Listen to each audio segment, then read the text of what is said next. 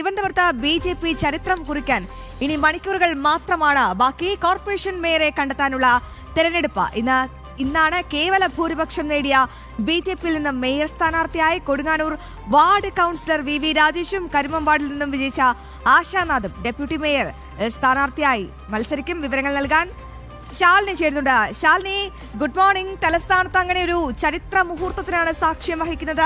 48 വർഷത്തെ ചെങ്കോട്ട തകർത്തുകൊണ്ട് BJP അധികാരത്തിലെത്തുന്നു. അവിടെ തലസ്ഥാനത്തിന്റെ നായകനും നായികയുമായി എത്തുന്നത് നമ്മുടെ സ്വന്തം VV രാജേഷും ഒപ്പം ആശാനാഥുമാണ്. എപ്പോഴാകും ഈ മറ്റ് നടപടിക്രമങ്ങൾ എപ്പോഴാകും തിരഞ്ഞെടുക്കുക?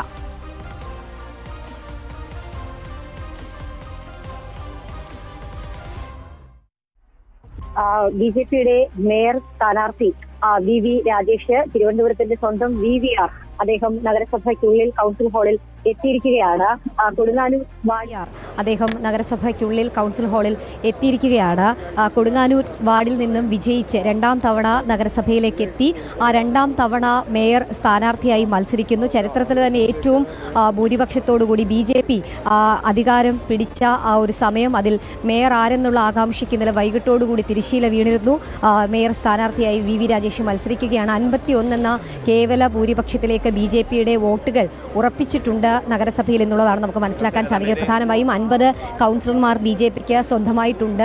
കൂടാതെ ഒരു വോട്ട് അത് പാറ്റൂർ രാധാകൃഷ്ണൻ സ്വതന്ത്ര സ്ഥാനാർത്ഥിയായി കണ്ണമൂല വാർഡിൽ നിന്ന് മത്സരിച്ച പാറ്റൂർ രാധാകൃഷ്ണൻ BJPക്ക് NDAയുടെ ആശയങ്ങളോട് NDAയുടെ കൗൺസിലർമാർക്ക് ഐക്യദാർഢ്യം പ്രഖ്യാപിച്ച സാഹചര്യത്തിൽ മേയർ തെരഞ്ഞെടുപ്പിൽ VV രാജേഷിനായി വോട്ട് രേഖപ്പെടുത്തുമെന്ന നിലപാട് അറിയിച്ചതോടുകൂടി 51 എന്ന മാന്ത്രിക സംഖ്യയിലേക്ക് BJP വളരെ വേഗം തന്നെ എത്തിയിരിക്കുന്നു എന്നുള്ളതാണ് നമുക്ക് പറയാൻ സാധിക്കുന്നത്. ഡെപ്യൂട്ടി മേയറായി മത്സരിക്കുന്ന BJPയുടെ കരിമം വാർഡിൽ നിന്ന് വിജയിച്ച സ്ഥാനാർത്ഥി ഹാട്രിക് വിജയവുമായി എത്തിയ ആശാനാഥ് നമുക്കിപ്പോൾ ദൃശ്യങ്ങളിൽ കാണാൻ സാധിക്കും. അങ്ങനെ മേയർ, ഡെപ്യൂട്ടി മേയർ സ്ഥാനാർത്ഥികൾ എത്തിയിട്ടുണ്ട്. 50 കൗൺസിലർമാരും BJPയുടെ ഇവിടെ എത്തിയിട്ടുണ്ട്. അല്പസമയത്തിനകം നടപടികൾ ആരംഭിക്കും. സ്വതന്ത്ര സ്ഥാനാർത്ഥി ആയി മത്സരിച്ച് വിജയിച്ച പാറ്റൂർ രാധാകൃഷ്ണൻ ഇപ്പോൾ എത്തിയിരിക്കുകയാണ്. അദ്ദേഹം VV രാജേഷിന് ഒപ്പം തന്നെ ഡെപ്യൂട്ടി മേയർ സ്ഥാനാർത്ഥിയായ ആശാനാഥിനും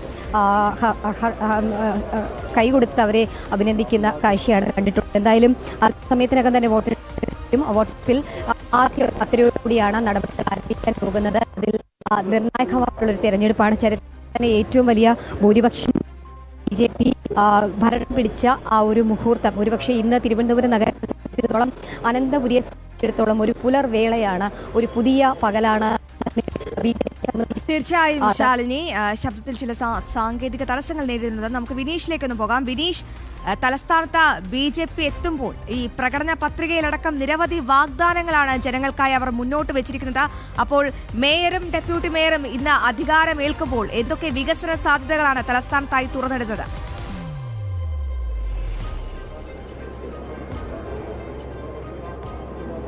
നിരവധി വികസന സാധ്യതകൾ തന്നെയാണ് മുൻതൂക്കം നൽകിക്കൊണ്ട് ഉള്ള ഇലക്ഷനായിരുന്നു, പ്രത്യേകിച്ച് ഈ തദ്ദേശ സ്വയംഭരണ തെരഞ്ഞെടുപ്പ് BJP ജനങ്ങൾക്ക് മുന്നിൽ വച്ചത്. ഒപ്പം സ്മാർട്ട് സിറ്റി പോലുള്ള പ്രധാന പ്രശ്നങ്ങൾ, ഒപ്പം തന്നെ കുടിവെള്ളം കൃത്യസമയത്ത് എല്ലാ ജനങ്ങളിലേക്ക് എത്താത്ത ഒരു പ്രശ്നം, നിരവധി വിഷയങ്ങൾ, സാധാരണക്കാരായ ജനങ്ങളെ ബാധിക്കുന്ന നിരവധി പ്രശ്നങ്ങൾ, പ്രത്യേകിച്ച് തമ്പാനൂരിലെ വെള്ളക്കെട്ട്, ആമയിഴഞ്ചാൻ തോടിലെ മാലിന്യം, ഇങ്ങനെ നഗരത്തിലെ മാലിന്യ പ്രശ്നങ്ങൾ, ഇങ്ങനെ നിരവധി പ്രശ്നങ്ങൾ തന്നെയാണ് ഏറ്റവും ഒരു ജനവികാരം BJPക്ക് അനുകൂലമായി മാറാനുള്ള ഒരു സാഹചര്യം ഉണ്ടാക്കിയത്. കാരണം മറ്റൊന്നും കൊണ്ടല്ല, കഴിഞ്ഞ 45 വർഷമായി CPMന്റെ ഭരണത്തിൽ ഇക്കാര്യങ്ങളൊക്കെ പല ഇലക്ഷനുകളിലും പല തെരഞ്ഞെടുപ്പുകളിലും CPM അല്ലെങ്കിൽ ഇടതുമുന്നണി വാഗ്ദാനമായി നൽകിയത് ഇത്തരം വിഷയങ്ങളിൽ പരിഹാരം കാണുമെന്നാണ്. പക്ഷേ ഇത്രയും കാലം അതിനൊന്നും പരിഹാരം കാണാൻ ഇടതുമുന്നണിക്ക് കഴിയാത്ത സാഹചര്യമുണ്ടായി. ആ ഘട്ടത്തിലാണ് BJPക്ക് ഒരു മേൽക്കൈ നൽകുന്ന തരത്തിൽ ഇത്തവണ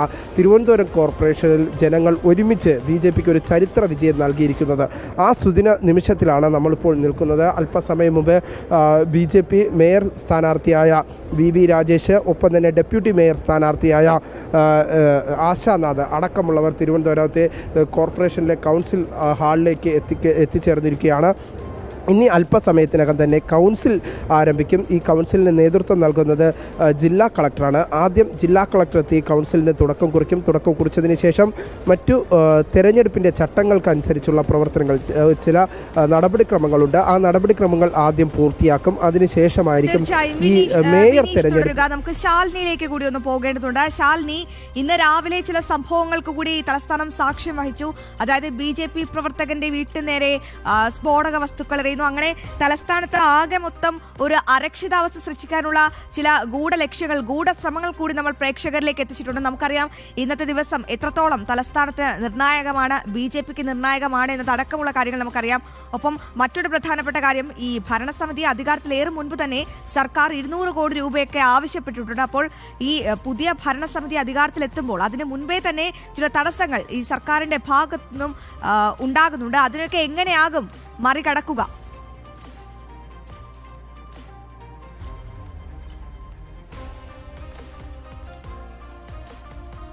ഇത്തരത്തിലുള്ള പ്രശ്നങ്ങൾ, ഒപ്പം തന്നെ അക്രമങ്ങൾ നടക്കുന്നു. മറുഭാഗത്ത് മുഖ്യമന്ത്രി പിണറായി വിജയൻ ഇപ്പോൾ നിയുക്ത മേയറാകാൻ പോകുന്ന VV രാജേഷ്, BJPയുടെ VV രാജേഷിനെ വിളിച്ച് അഭിനന്ദനം അറിയിച്ചിരിക്കുകയാണ്. തിരുവനന്തപുരം നഗരസഭയുടെ അനന്തപുരിയുടെ വികസന സ്വപ്നങ്ങൾക്കൊപ്പം ഉണ്ടാകുമെന്നുള്ളതാണ് അറിയിച്ചിട്ടുള്ളത്. എന്നാലും VV മണിക്കൂർ ജനം TVക്കൊപ്പം ചേരുകയാണ്. VV, നിമിഷങ്ങളേ ഉള്ളൂ, ഒരു നിയുക്ത മേയറോടാണ് സംസാരിക്കുന്നത്. സന്തോഷമുണ്ട്. CM-നോട് സംസാരിക്കണമെന്ന് ഞാൻ നേരത്തെ പറഞ്ഞിരുന്നു. അപ്പോൾ അതിൻ്റെ അടിസ്ഥാനത്തിൽ അവിടെ നിന്ന് ഓഫീസിൽ നിന്ന് CM തിരിച്ചു വിളിച്ചിരുന്നു. അങ്ങനെയാണ് ഉണ്ടായത്. തീർച്ചയായിട്ടും വളരെ സന്തോഷമുണ്ട്. കുറച്ച് സമയങ്ങളേ ഉള്ളൂ അനന്തപുരിയുടെ ആദ്യ NDA മേയറാകുന്നു. അതെ, വലിയൊരു വിഭാഗം, ഒരു ആയിരക്കണക്കിന് പ്രവർത്തകർ അധ്വാനിച്ചതിൻ്റെ ഫലം ഇപ്പോഴും അധ്വാനിച്ചുകൊണ്ടിരിക്കുന്നു. അതിൽ കുറേ കാര്യങ്ങൾ നടത്താൻ വേണ്ടി എന്നെ ഒരു ഉത്തരവാദിത്വം പാർട്ടി ഏൽപ്പിച്ചിരിക്കുന്നു. അതാണ്, ആ ഒരു ഗൗരവം ആണ് ഇതിനുള്ളത്. ഒരു വ്യക്തിപരമായിട്ടുള്ള ഒരിക്കലുള്ള ഒരു നേട്ടമായിട്ട് കാണാൻ പാടില്ല. ഞാനൊക്കെ കാണില്ല, അങ്ങനെ BJP അങ്ങനെ കാണാൻ പാടില്ല.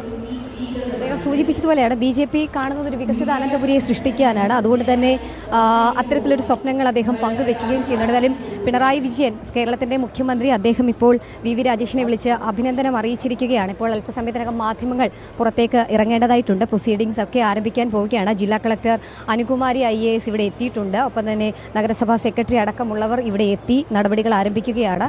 അല്പസമയത്തിനകം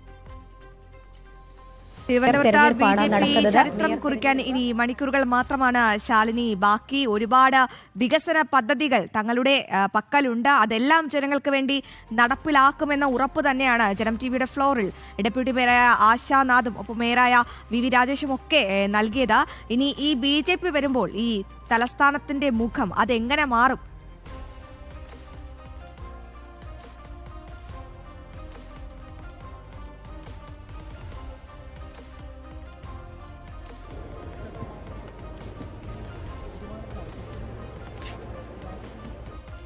ശാലിനിയെ കേൾക്കാമെങ്കിൽ തലസ്ഥാനത്ത് ചെങ്കോട്ടെ ആകെ തരിപ്പണമാക്കിയാണ് BJP അവിടെ താമര വിരിയിച്ചിരിക്കുന്നത്. ഇനി നിമിഷങ്ങൾ മാത്രമാണ് ആ ചരിത്ര മുഹൂർത്തത്തിന് ബാക്കിയായിട്ടുള്ളത്. അങ്ങനെ തലസ്ഥാനത്ത് BJP അധികാരത്തിലെത്തുകയാണ്. ഒരുപാട് വാഗ്ദാനങ്ങളുമായാണ് അധികാരത്തിലേറുന്നത്. അതെല്ലാം നടപ്പിലാക്കുമെന്ന ഉറപ്പാണ് BJP ആശാനാഥും അതുപോലെ തന്നെ VV രാജേഷും ഒക്കെ നമ്മുടെ ജനം TVയിലെ ഫ്ലോറിലെത്തി പ്രേക്ഷകർക്കായും പൊതുജനങ്ങൾക്കായും നൽകിയത്. ഈ BJP അധികാരത്തിലേറുമ്പോൾ ഈ തലസ്ഥാനത്തിന്റെ മുഖം എങ്ങനെ മാറും ശാലിനി?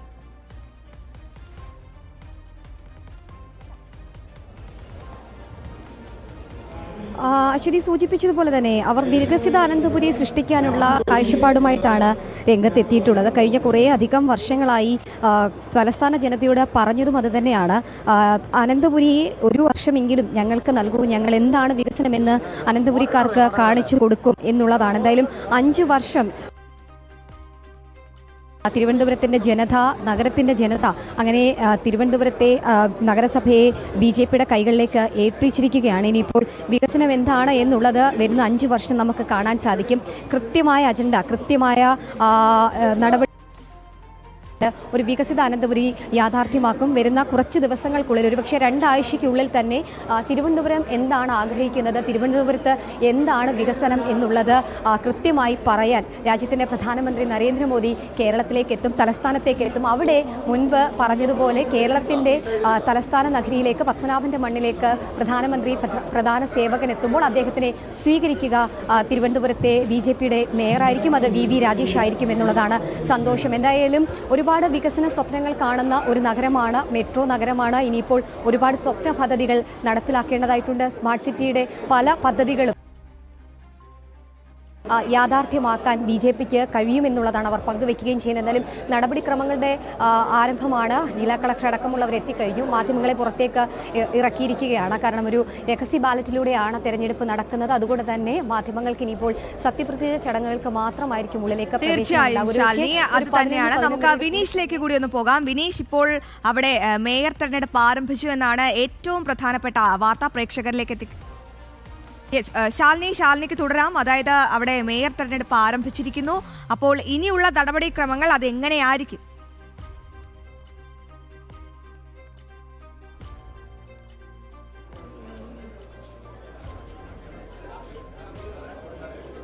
നമ്മൾ മനസ്സിലാക്കുന്നത് പ്രകാരമാണെങ്കിൽ 3 രാഷ്ട്രീയ കക്ഷികളുടെ അവരുടെ നേതാക്കന്മാർ, അവരുടെ ചുമതലയുള്ള പാർലമെന്ററി നേതാക്കന്മാർ അവരുടെ സ്ഥാനാർത്ഥികളെ ഔദ്യോഗികമായി നോമിനേറ്റ് ചെയ്യും. അതിൽ BJPയുടെ പാർലമെന്ററി പാർട്ടി നേതാവായിട്ടുള്ള MR ഗോപൻ, BJPയുടെ കാൻഡിഡേറ്റ് ആയിട്ടുള്ള VV രാജേഷിനെ, കൊടുങ്ങാനൂർ വാർഡിൽ നിന്നും വിജയിച്ച BJPയുടെ കൗൺസിലർ VV രാജേഷിനെ പേര് നാമനിർദ്ദേശം ചെയ്യും. തൊട്ടു പിന്നാലെ തന്നെ LDFിൻ്റെ കൗൺസിലർ, അതായത് പുന്നയ്ക്കാമുകളിലെ കൗൺസിലർ ആയിട്ടുള്ള RP ശിവജിയെ LDFിൻ്റെ പാർലമെന്ററി പാർട്ടി നേതാവ് കൂടി നോമിനേറ്റ് ചെയ്യും. അതിനുശേഷം KS ശബരിനാഥ്, കവടിയാറിൽ നിന്നും വിജയിച്ച KS ശബരിനാഥിനെ UDFിൻ്റെ പാർലമെന്ററി പാർട്ടി നേതാവ് ഔദ്യോഗികമായി നാമനിർദ്ദേശം ചെയ്യും. അതിനുശേഷം മേയർ തെരഞ്ഞെടുപ്പ് ആരംഭിക്കുകയും ചെയ്യും. അതിന് രഹസ്യ ബാലറ്റാണ്. ബാലറ്റിലൂടെ തെരഞ്ഞെടുപ്പ് നടക്കും. തെരഞ്ഞെടുപ്പ് നടന്നതിന് ശേഷം ആദ്യഘട്ട തെരഞ്ഞെടുപ്പ് പൂർത്തിയാക്കി ആരാണ് എന്നുള്ള വോട്ടെണ്ണൽ നടന്നതിന് ശേഷം തുടരുക. നമുക്ക് പാലക്കാടേക്ക് ഒന്ന്